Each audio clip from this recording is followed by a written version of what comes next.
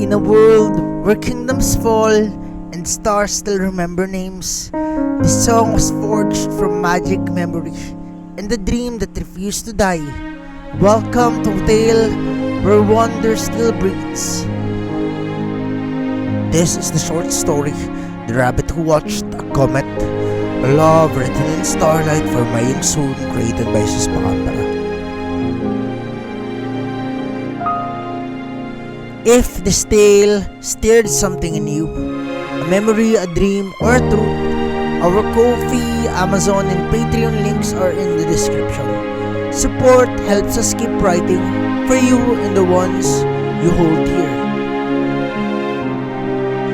Before the first comet split the heavens and before love learned to name itself, the world was a hush waiting to be heard. The moon lay curled upon the sea and the stars were on strong pearls drifting through eternity's hair. In that soft dawn of everything, there lived a wolf who could not sleep. He was called the Wolf King, for even in silence vowed when he howled. Yet for all his strength, his nights were long and his heart unanchored.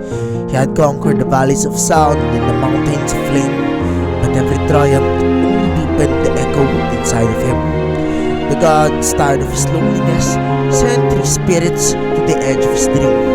The first came hopping through the mist of moonlight, a white rabbit with fur like the breath of snow and the eyes that remembered every lifetime. She knelt beside him and the sleeping king and sang in a voice that could make even the stars drowse.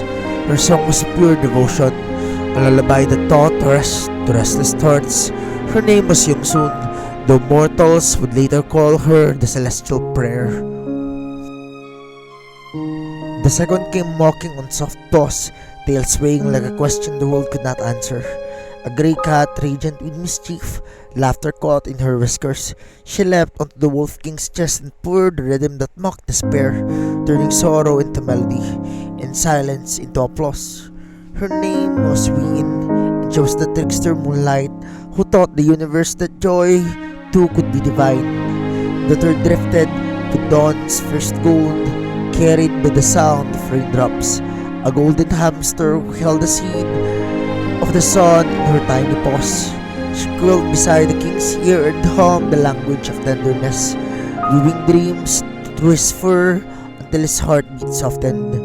Her name was Biol, and she was the keeper of small songs, whose music built bridges between the waking and the dream. Together the three sang their lullaby, one of prayer, one of laughter, one of gentleness. And the Wolf King, who had ruled over storms and silence alike, finally closed his eyes.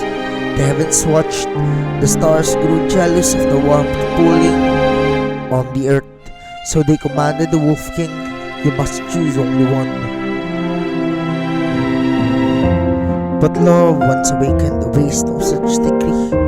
When dawn rose, the Wolf King lifted his head and looked at the rabbit, the cat, and the hamster and said, "I will not choose one song, for I was born to listen to the harmony they make together." The gods wept because they had forgotten that love could be proven without being divided. They blessed the union instead, binding the Wolf King's heart to the comet's tail, that he might find his loves again and again across ages. This when the comet returns, so they, the white rabbit who guides the lost through rain, the grey cat who teaches laughter to wounds, and the golden hamster who hums the sky back to kindness. And the Wolf King, reborn each time as a man who remembers only the ache of a dream until the stars lead him home. And so the story begins again. Beneath another night of silver fire, the rabbit waits by the lane, the cat guards the fountain, and the hamster hums beside the pond. And somewhere a man walks beneath the falling rain, not even knowing if he is king or that the heavens have already chosen his crown.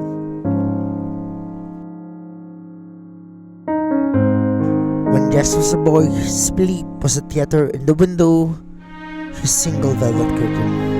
On certain rain-swept nights, the glass filled the sky, the color of longing, and the comet tore it open. Silver river, long till the air, shimmering as if some invisible harp had been plucked. The white rabbit leapt through the fire as if it were water. Beneath the glow stood three women, one with hands folded, one with laughter in her eyes, and one with a song in her throat.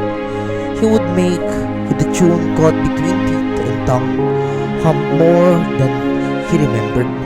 Fly me to the moon, he'd breathe, not yet knowing he was asking. Years taught him to walk around the dream the way pedestrians learn, as city's stubborn trees. Courtesies in a small detour of the heart. He worked, he cooked, he read in buses that smelled like rain and other people's umbrellas. He learned the temperature of silence. On an autumn night, freighted with thunder that kept too long on the stove, he walked the old quarter to let his mind cool and his bones listen. After the storm, puddles helped duplicate constellations. Lanterns swayed as though the wind were whispering their childhood names. And the rabbit sat in the middle of the lane, white as the underside of frost. It did not startle. It regarded him with the patience that lifted the hairs on his arms. When he took a step, it turned in hop, pausing every few faces to check if he still followed. Past market awnings, pulled down like tired eyelids, past a tea stall whose steam trailed the ghost of jasmine, to a temple gate, breathing incense, up and up the stone steps, behind the observation where the city loosened its color and the sky found its real size. The comet toured the night exactly as he dreamed it would. There beneath his silver stood a woman whose stillness made everything else seem like noise that had finally worn itself out. She wore pale silk that remembered moonlight. The rabbit pressed its nose to her hem and settled, a small prayer coming to rest. Young Soon did not turn immediately, as if politeness required her to finish her conversation with the stars, and when she faced him, he felt an old key turn in an old lock. You follow the rain, she said, as though relieved not to explain anything more, and the rabbit.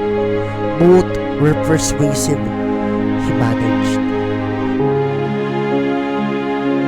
They always are when the comet is near. She glanced at the sky, then at his empty hands. What did you bring to the night? Nothing but listening, he said, mortified with the truth of it. That is an altar most evenings forget to build, she smiled. Light but not fragile. Stand with me then. They did not speak for a long while. The air around her had a carefulness he did not want to bruise. The wind stroked the grass as if counting it for sleep. The comet roared its name slowly, enough even the river could copy it. At last, she said, the rabbit remembers, but we forget. Each time the comet passes, it gathers the crumbs of our vow and leads us back to the table. What vow? He asked. In fact, the question burned through him like a wire. That love returns, she said, even when we don't deserve it, especially when we don't. He stayed until the dawn, made of the comet, a rumor before he left. A single white hair from the rabbit lay in his palm, warm as a living promise. Follow the small weathers, Young Soon said quietly, as if citing a familiar scripture. Rain on tin, incense on bread, a kettle just before it sings. They lead to the same hill. He followed, and he brought clumsy offerings, paper cranes folded from receipts, a copybook of short devotions, one-sentence prayers a kitchen could understand, a pocket full of terrible jokes to set the rabbit bouncing, and Young Soon received it all, the way the ocean receives with room. She had the gravity of a candle, the kind that made the silence want to behave with her. He learned the patience of raindrops, how prayers is only listening if practiced past embarrassment, and that reverence is a form of daring. Winter squared its shoulders and took the city in its arms. Frost stitched its lace across iron railings. Canals put mirrors on for company. On a night whose cold made words brittle, The rabbit returned with two companions, a grey cat whose eyes carried the mischievous algebra of the alleys, and a golden hamster who glittered like a lucky coin a grandmother hides in her sleeve. The three looked at him as a committee might look at an agenda item that has finally arrived. They led him to a courtyard where Wisteria held onto the skeleton of a summer pergola, and paper lamps made a small galaxy of their stubborn and unbothered competence of light. A woman tuned a guitar there with the unbothered competence of someone who could talk a storm out of its tantrum.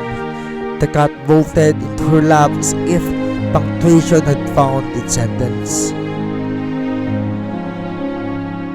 Bill lifted her gaze with a grin that scratched Flip. "So the bell rabbit dragged you at last," she said, late but not hopeless. "This is the story of my life," Jess admitted.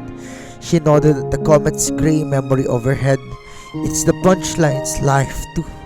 Come on," she tossed him a scarf that smelled faintly of smoke and clementine.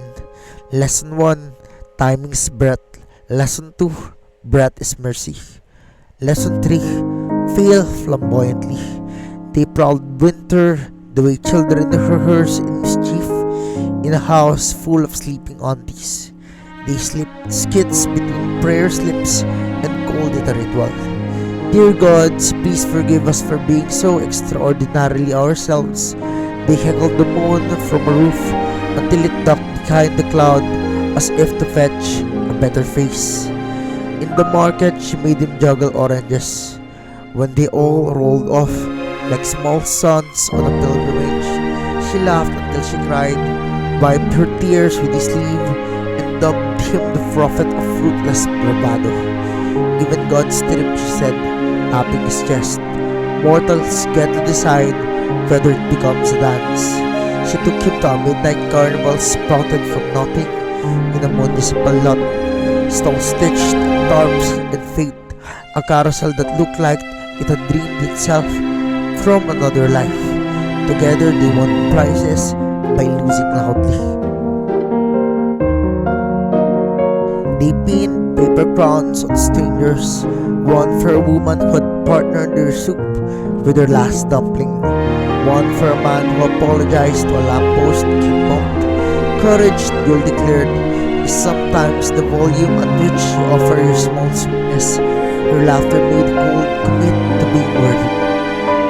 With her, you learn that joy is a fast burn, and you do not catch it by running to where you were. When the winter sky cleared enough for star work, Bill took him to a frozen pond and taught him timing with skates. "Trust friction," she said, pulling him into the spiral of her grip. "It's the only honest teacher." He fell magnificently. She bowed to the ovation of reeds, and the cat looked faintly insulted by the gravity on his behalf. Spring arrived carrying rain in both hands. Streets exhaled mint and soap. Trees rehearsed their blossoms like an orchestra tuning. The hamster insisted on leading, nose twitching, whiskers metronoming, past a laundry steaming like a locomotive, to the lotus pond in the botanical gardens, where a woman sat with her shoes off, feet drawing circles on water, voice low as a prayer whose words had already agreed not to be necessary. Queen lifted her head with a smile that made sound slow down towards itself to heed. The golden creature on the shoulder squeaked approval. "You're on time," she said, as if this were a moral category. The rabbit gets impatient when hearts dawdle. "It's been very clear about my schedule," Jess admitted. The hamster preened as if it evaluated and found it adequate. Green believed in echoes more than endings. She said every melody leaves a footprint. If you listen, you can follow it home. She taught him where songs hid in the hinged sigh of a gate, in the steam cry of a kettle just before it lets go, the space after someone tells the truth and before someone else forgives. She could hum a leaf into opening. With chopsticks, they tapped the nibble into a polite argument that resolved as applause. They made lullabies out of spoons, rain gutters, the 3 beat of a bus stop sign scheduled to no one at midnight. Love is a craft, she told him. You're practicing it until the room recognizes you. For her, he built small instruments housed in smaller boxes. A thumb piano's notes chimed like coins into a fountain that keeps every wish. A cranked music box that played a tune his childhood had hummed without knowing. A metal wind harped tune to the alley between their windows. She lifted each as if it contained the tide. Every echo would find the body, she said. It may be mine, it may be yours, it may be a wall to be kind, 2 walls just in case. Between these women, he moved the way a pilgrim keeps 3 chapels in one village. He learned Yongsun's vocabulary of silence and incense.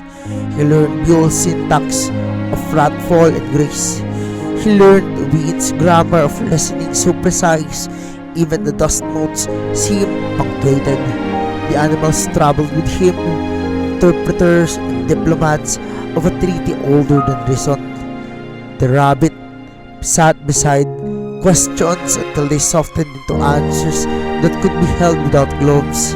The cat stole frowns and left in their place a suspicion of a smile.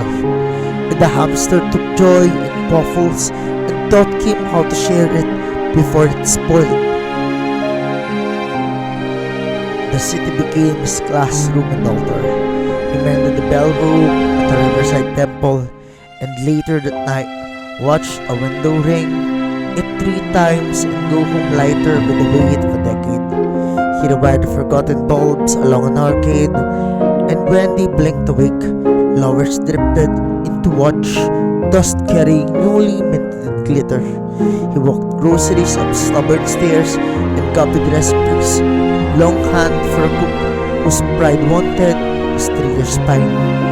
He learned that sweeping a threshold is an argument with despair, and that the broom wins if you keep freedom. Summer swaggered in, rings on every finger. Daylight stayed like a guest with stories. Night arrived only when the chorus demanded an encore. The comet's absence grew a presence. When it reappeared one humid midnight, it felt less like an event and more like a courtesy fulfilled. Lanterns climbed the observatory stairs like second thoughts that turned into certainty. The hill brayed, the city held its breath to account of awe. They were watching, Yongsun in white, hands folded in a serenity that looked like strength disguised as ease. Buell in blue that laughed at the idea of restraint. Ween with a flower tucked behind her ear, eyes offering shelter without asking rent. The rabbit sat between them like a seal on a proclamation. The cat roamed around a candle as if guarding it from an absent wind. The hamster adjusted the ribbon on a bouquet with a ridiculous dignity. Just climbed with care as if the grass were made of years. I have followed you through weather, he said, and it felt true. Through silence and laughter and song. If love is a road, then I have learned to walk. Yong-soon extended her hand. Her palm was the temperature of mercy. And then arrive, she said simply. Buell swiped the tear and cold in the sparkle. Took you the scenic route. Good. Wayne's fingers fit between his like a cord finding the note it had always implied. Welcome home. The comet wrote a brighter name across the sky.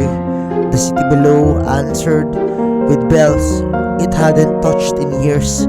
Somewhere, a mechanic looked up from the carbon rhetor and grinned without knowing why.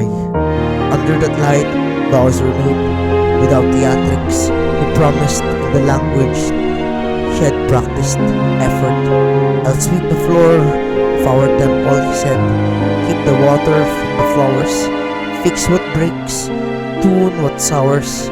Sing when the room forgets its own music. Yongsun promised to keep the candle for travelers who had lost their better map. Bill promised to interrupt the spear mid-sentence. Bean promised to hum, to build back into tune, one name at a time. The animals looked satisfied in three different dialects. They wailed as if the air had always intended it. Rain offered the politest blessing, soft, brief, and exactly enough. The comet leaned in. The rabbit watched the comet as if checking a ledger. After they built the house that decided to be an observatory, and when it grew up, a round room of glass and brass set into the crown of the hill. At night they tied their wishes into silver threads that webbed the dome. The rabbit hopped from note to note and read them to heaven without boasting. The cat took inventory on moonbeams and kept only the misbehaving ones. The hamster dreamed with the open sincerity of a saint in a small chapel. Daily life made of their vows a choreography. Yunsun kept the candle constantly employed, its flame small shoulder for sorrow to cry on. Bill's drawers filled with folding jokes, emergency pageants, parachutes, soon of paper compliments for days about to jump. Wind composed etudes for rain. When storms came, the glass hummed its appreciation. Just kept notebooks of ferocious with hope and the toolbox that knew the names of screws like cousins. He liked the broom best. It explained things plainly. Their quest did not stop with marriage. They changed their clothes and came as chores and stringers. One autumn the word reached them of a bell that would not ring in the mountain shrine. They climbed through the forest that sang the green songs of old gods. At the summit, Yongsun knelt and laid her palm on the bronze. Her silence woke a rusted clapper. Just replaced the flayed rope with one braided from the threads of the wishes hanging in their dome.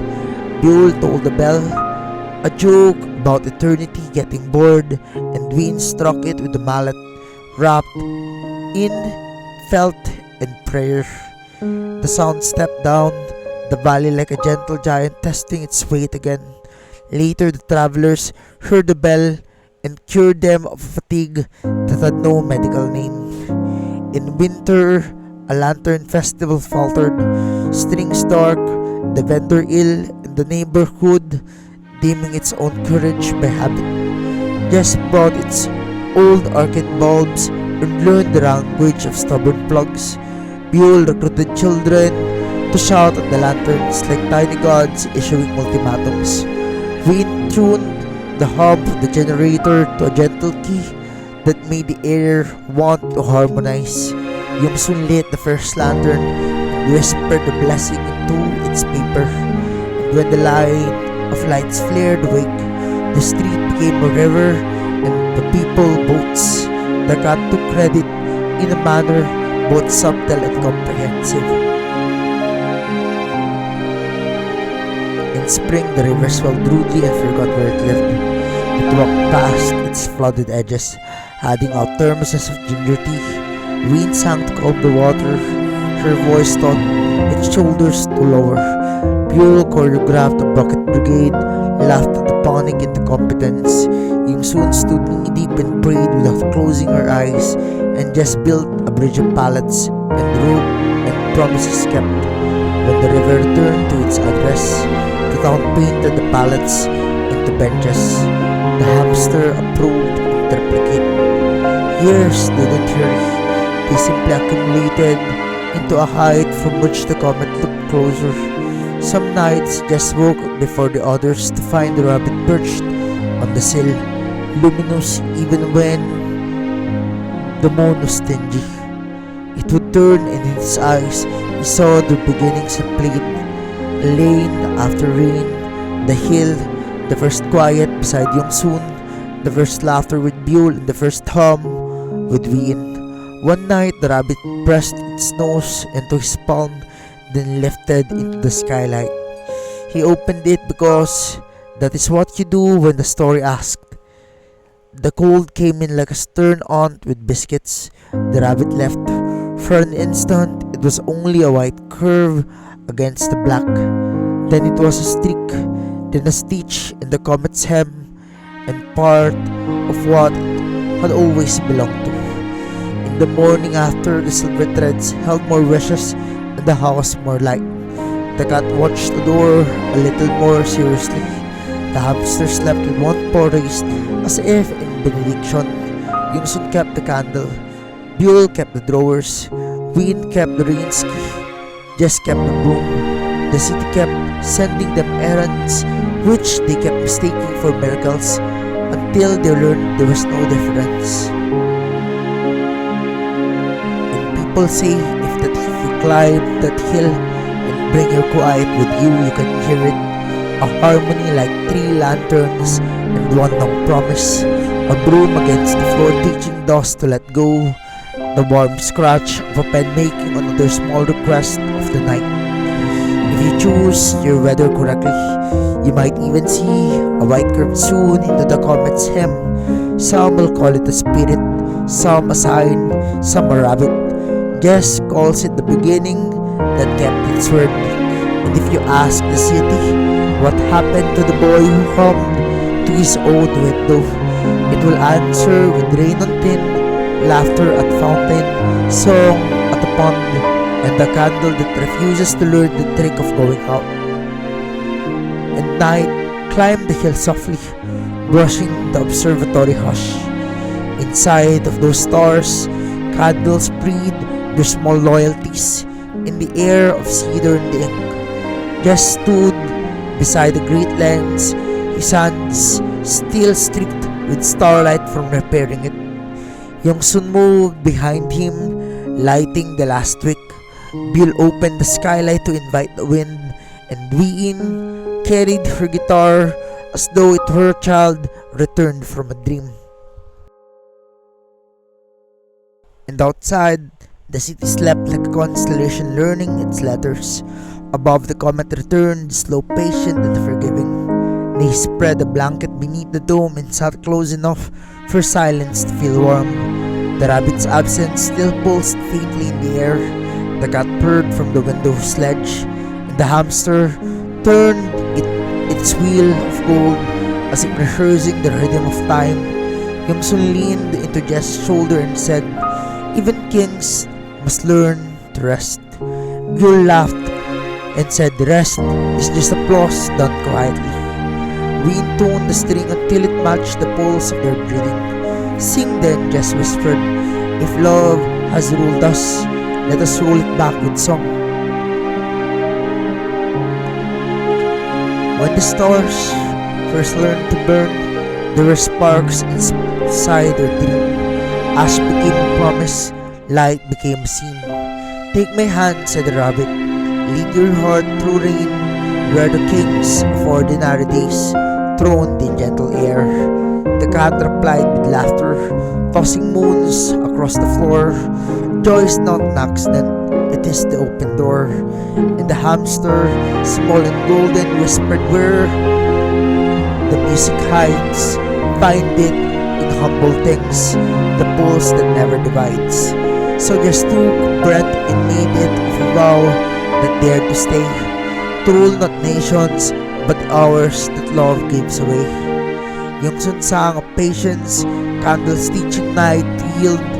Fate is not a fortress, it is a wind-blown field. Buell struck chords of mischief, bright as arrows in the rain.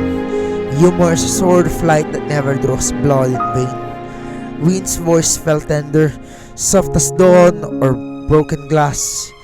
Kindness is a melody that lets all sorrow pass. Together they sang of journeys, of seasons stitched to skin. The world will break and mend itself exactly where you've been. They sang of crowns of sunlight, of temples swept by hand. To rule the world simply this, to help it stand. The comet bowed above them, trailing silver through their hair.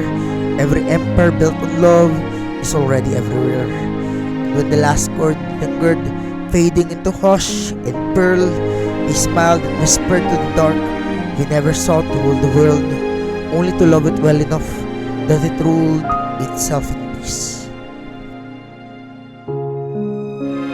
And the final note drifted upward, thin as prayer until it met the comet's blaze. The rabbit shape shimmered from an instant in that fire, a white curve in the heavens keeping its watch. The dome breathed on the city side, and the four of them lay back beneath the moving constellations. Yongsun traced a star with her finger and said, "He listened still." Bill closed her eyes and murmured, "Then let him dream easy." Wayne whispered, "We'll hum until he wakes." They just looked from one to the other. The universe reflected in their eyes and thought that if kings ruled worlds by sword and decree, then perhaps gods ruled theirs by song and devotion.